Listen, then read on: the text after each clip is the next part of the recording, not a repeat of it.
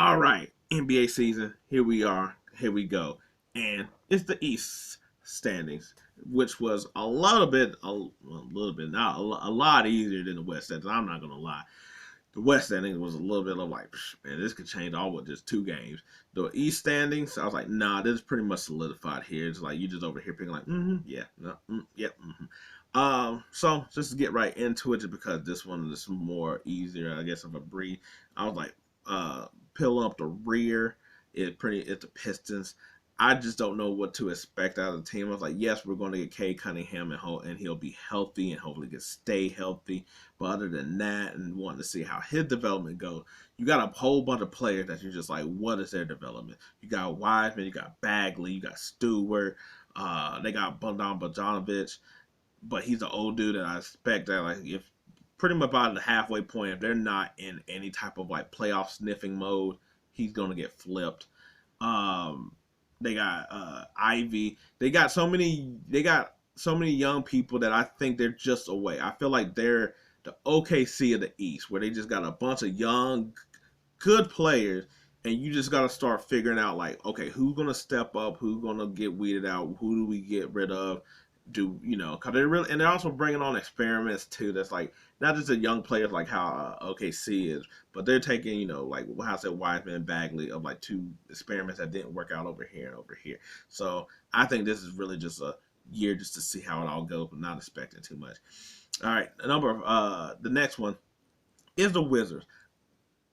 One hand, they could be the like one of the most terrible teams, or they could be a big ass surprise. There's really no in between. I think it's going to be more the ending. I think they're going to have. I mean, yes, they're going to have games where they shot people in the NBA, but I think early on they'll be okay, and then they'll just drop to the mean. I think Poole and Kuzma are going to come out scoring and be ready to go, and I think that's just going to catch teams off guard in the beginning with Tyus Jones like manning the whole point guard spot. And then I think towards the end, I was like they just run out of fire. They're over here just trying to get 25 points and stuff like that. They're not. Then after that, they're over here just chasing numbers, getting their stats up, looking pretty. I think that's all they're going to really be.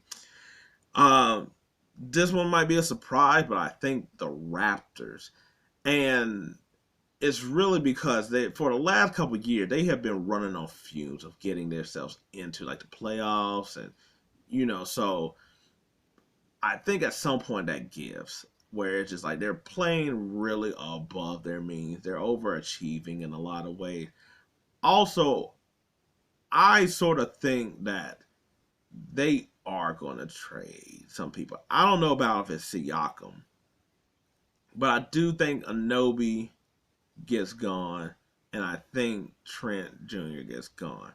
And I think that is going to cause one the team not to be as great, but also maybe like even if they're not, I was like, but they've been in trade talks so much, so that probably might not impact them. But I could just see like this is the year that he gets something for him. Just I mean, like you pretty much got two of the three I named gone for nothing, and I get you didn't get nothing for like like Van Vliet, but that's not the same caliber. I guess you could have flipped a Nobi and got like some more better stuff, but I was like, we'll see. He also traded for Portal for like a first round pick. So then my next one, as it hurts to say it, I think it's the Hornets. I think I don't. I was like, I think this is really just seeing Lamelo Ball stay healthy, seeing how Brandon Miller looks, and a couple of the other young players. Mark Williams, seeing how he does it in next year. But I think that's about it. I think it's going to be a. I think it will be close to the plan, but I don't think it's going to be actually there. I think everybody else has got a little bit more. Like Brandon Miller would have to come in and just really be game buster. I was like next year might be. I think it's a different story for the Hornets, but I think this year I was like it's just gonna be like close to the plan, but I don't think it's no. It's not just there. This is really more also development of to me those 3 to 4 players, and I also think that we might try to flip Scary Terry and I was like Hayward probably won't get traded. He probably just be a last year type of thing. Pacers, them and the Hornets are really about to are like similar teams to me, where they got like except for the Pacers got like a lot of better role player, but I also think that like Buddy Hield, I think he'll be gone. I was like, so you're just gonna have Halliburton and Mathurin, and I think Obi Toppin's gonna have a good year to show that he was more than what the Knicks sort of did. I'm not saying he's about to be all world or something like that. I'm like, oh man, they got to steal. I'm just saying I think he fits with what that team does, and Halliburton being the passer that he is, it'll work with that. I think Obi Toppin showed a little bit, especially in the playoff when Randall was hurt, like other stuff he can do as well. Turner, I don't think he'll get moved, but I think I was like, but it was like it wouldn't surprise me if he does get moved. I was like, he's on a good contract, so it wouldn't surprise me. All right, so bringing in, so they're on the play in. Number 10 is the Hawks. That's sort of where they've been at. I think they're sort of mid. I think Trae Young and Murray are good enough to not be in the play in, pretty much. Everybody else on that team is really just. I like Sadiq Bey. I like Johnson's straight, but that's like that's like I just think that Young and Murray are just dominant enough to get them squeaking by a lot of games, but they're not about to be nothing spectacular. Which brings us to number 9. I have the Magic. I think that their young players. I think they were making really good strides last year, messing around with some lineups, being really funky with their stuff. I think Banchero is that guy, and Wagner. I think that duo. I think they're still gonna have to figure out the backcourt with Suggs and Anthony and Fultz. And that so that situation, man, I can't remember old dude's name that they just drafted as well too. So they got like a hell of a lot of guards. But I think with Carter, Wagner, Isaac, and what I think I was like, I can see one. I was like, one of them guards are gonna go. I can see Isaac also being gone, but I see them trying to. They're gonna probably. I think they're gonna bring in a veteran because I think they're gonna be close to the playoff. That they're gonna feel like they're gonna bring in a veteran that's decent enough to not overwhelm the youngsters, but help them get into it. But I think the Magic get in. I think those two dudes are like that duo to get them into the play-in this year. Um, Bulls is there because I'm like, I think DeRozan and Levine is, and I can't think of his name, it's escaping me, but I think they're good enough, with Patrick Williams and Caruso. I think they're good enough to get to the number 8 seed. Like they're also mid like the Hawks, but I think they just have more firepower, more pieces to do something more than like the Hawks. Um, yeah, I was like, there's really nothing to say about the team because I was like, I don't think they'll be sorry enough to start giving away the pieces. But I can also see them. I guess they could give away to Rosen before he goes off in free agency. But we do sign trades all the time too over the offseason, so I don't think they're in there. But they're pretty much there. The Nets, I think, bring in at number 7. I think Ben Simmons is going to have a good year from considering what he's been doing the last couple of years. That we'll say is a good year. I don't think Mikal Bridges is going to prove he's the number 1, but I think he'll prove that he's pretty much a guy that you can have on your team that can get you 2 places. Like, your ceiling may not be high, but your floor is. They also got a good supporting cast with Dinwiddie, Finney Smith, Cam Johnson. I think Cam Thomas is going to get a little bit more burn here.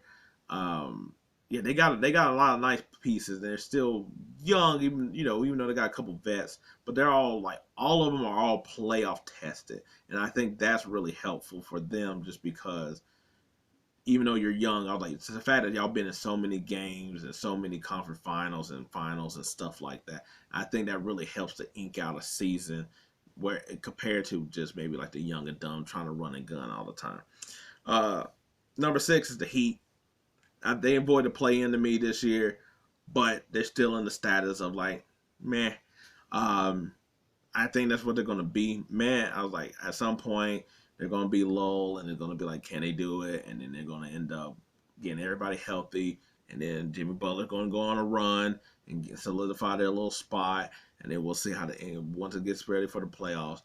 I don't know what kind. I was like, they're going to probably do a small trade. I can't see anything big or major. Something that's not going to like mess up their cap for the next couple of years. But it'd just be a good enough trade to let them survive water. I think Hero going to stay healthy enough to basically prove like, not that he's over here, he's a difference maker. But the fact that, but it's like you needed me in the playoffs and against the Nuggets, and we would have had a chance. I was like, or maybe he's just gonna be the loser where he's like, man, I could beat Jamal Murray. I'm just saying, or that hell, that's probably what you hope for to see if it brings out how he could be and see if he can bump up his stuff or maybe his value. The 76ers is next. I think the whole Harden thing is going to linger over their head. I don't know how well it's going to turn out. I think he'll play for him, but I don't know how to what amount and to. I think Tyrese Maxey, I was like, and Embiid is good enough to have a better record. But to be honest, I don't really like their team. I really think that the three of them, Harden, Maxey, and Embiid, was just that good last year. I mean, I was like, PJ Tucker's gonna just be there for defense, but he's not gonna give you nothing offensively. Melton, he can score, but I was like, he's also there for defense, but he's not gonna go. It's not gonna be nothing crazy. I like Patrick Beverly. He's a defensive player, stuff like that. So I'm like, you're expecting a lot out of Maxey and Embiid and nobody else to score. I was like, in the game they were playing last year where they didn't have like this, like Embiid and Harness. I was like, that's a record that can flip at any time, and I don't think that's going to hold. And I think that's going to really be their downfall.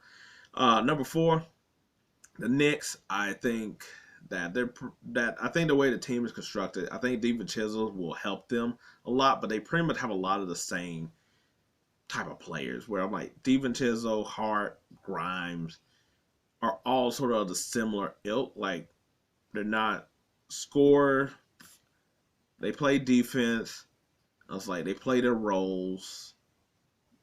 I was like, they're really all. So it's like it's really interchangeable to me. And I was like, I think that's fine for right now. With Brunson and Randall being like your main scorers, and you have Quickly coming off the bench, but there's nothing here to like push them up from last year.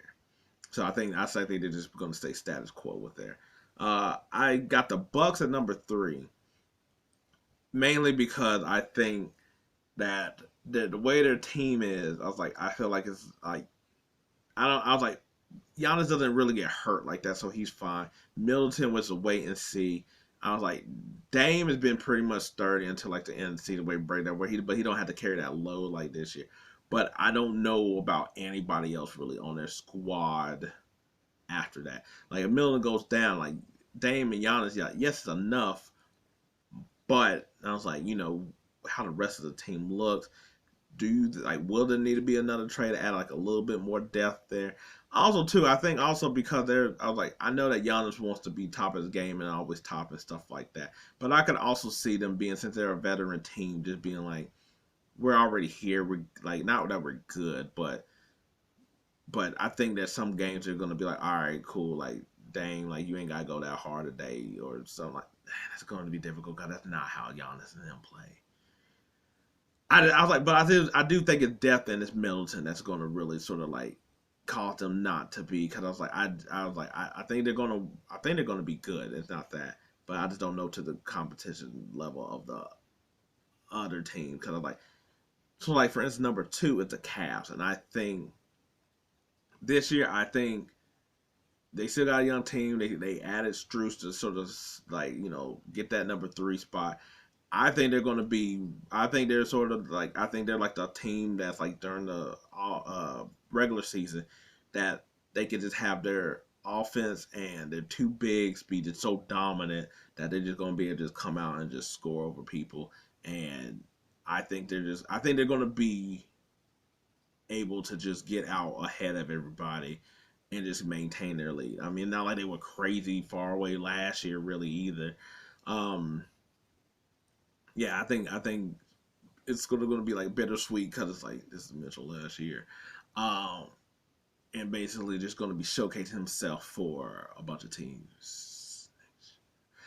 And number one, I think it's the Celtics. I think they pretty much keep this whole thing up where they going at the same rate. I think Drew Holiday helps them with that. I was like, their issue isn't necessarily depth; it's the kind of what you expect out the depth with. It's like, okay, cool, no Tom Lord. I was like, does Horford come off the bench? I was like, does Cornette come in that spot? I was like, Pritchard, he getting a real chance to play now. How does he look? Um, yeah, no, it's going to be things like that. Do they pick up another player to add to their team? I think that's sort of what the Celtics, but I also think that they always normally come out on fire at every beginning of the year. They always come out on fire, and then they have a middle part of the season where it's just like they play like trash, and then they pick it up for the end of the season. That's normally how they go. I can see I can see the Bucks here in the number one spot as well too. I'm not gonna lie, but um, I just think that the Bucks having more older players, Lopez, Crowder, Portis. I was like, Portis not old, but I like but he is. Um, Connaughton, like they're war, like that. I think unlike the Celtics, like the Celtics still got a pretty young cast of people. Like Porzingis might get hurt, and I guess there's a factor in that. But I feel like with Holiday, even though Porzingis is a big man, it doesn't help your big man spot. It does sort of help the production level of like points and stuff like that. Like I feel like they both are like they're sort of help each other in a way. You don't put that much on Porzingis, so that's the only reason why I said that they might be able to they'll get number one seed. And I was like the Bucks might be below them, but I don't think it's gonna. I think they're all gonna be within a couple games of each other. Anyway, that's my East standings. What do you think? Who you got here and who you got there? Where I flip flop, what I was wrong and what I said, or who I wanted, and all that other stuff. Let me know. But other than that, if you like this video, I appreciate it. Thanks. If not, hey, maybe next time. But until then, see you during the season.